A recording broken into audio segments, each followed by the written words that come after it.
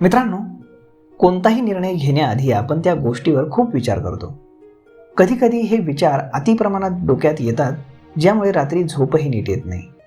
घरात किंवा ऑफिसमध्ये कोणी काही बोललं किंवा एखादी चूक झाली असेल तर याचा लोक इतका विचार करतात की त्यांना प्रत्यक्षात अस्तित्वात नसलेल्या समस्यांचंही टेन्शन येऊ लागतं.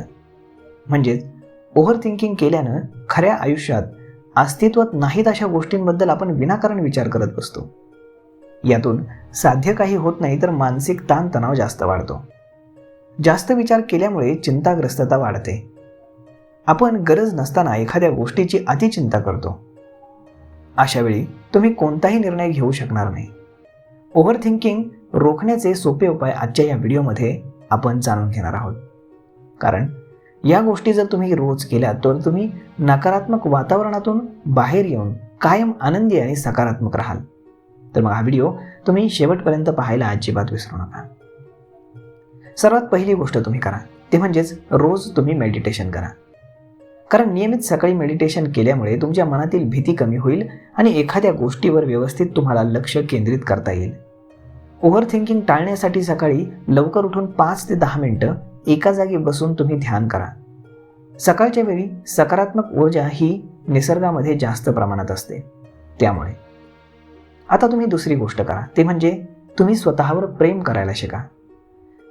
कोणत्याही चुकीसाठी स्वतःला दोष देणं बंद करा. जर तुमच्याकडून खरंच चूक झाली असेल तर ती सुधारण्याचा प्रयत्न करा आणि पुन्हा तशी स्थिती येणार नाही याची काळजी घ्या. चुका प्रत्येकाकडनं होत असतात. त्यामुळे एखाद्या गोष्टीमुळे आपण वाईट आहोत, नेहमीच चुका करतो असं वाटून न घेता स्वतःला माफ करून आहात तसे स्वतःला स्वीकारा. यामुळे तुमचं मन शांत राहण्यास मदत होईल. आता तुम्ही तिसरी गोष्ट करा ते म्हणजे तुम्ही भीतीचा सामना करा. कारण अनेकदा गोष्टी तुमच्या नियंत्रणाबाहेर असतात. अशा वेळी ओव्हर थिंकिंग करणं टाळा. कोणत्याही पेच प्रसंगातून बाहेर पडायचं कसं पडायचं याचा विचार करा.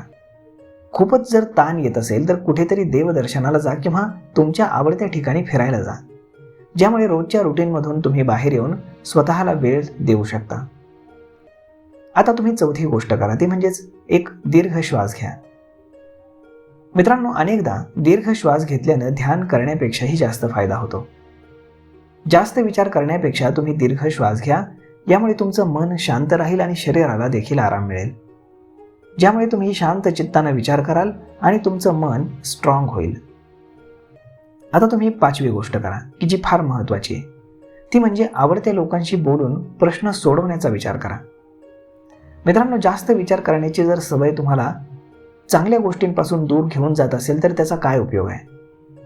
जर तुम्ही कन्फ्यूज असाल तर आपल्या फिलिंग्ज जवळच्या कोणत्या तरी माणसाशी शेअर करा.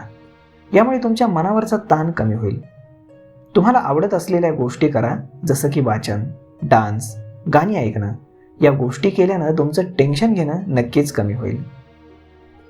तर मग मित्रांनो, अशा पद्धतीनं जर ओव्हर थिंकिंगमुळे जर तुम्हाला त्रास होत असेल आणि तुमचं मन जर थाऱ्यावर राहत नसेल तर यातनं नुकसान होण्यापेक्षा या काही गोष्टी तुम्ही तुमच्या आयुष्यामध्ये फॉलो करून पहा. नक्कीच याचा तुम्हाला तुमच्या आयुष्यामध्ये फायदा होईल आणि तुम्ही ओव्हर थिंकिंगपासून मुक्तता मिळवाल.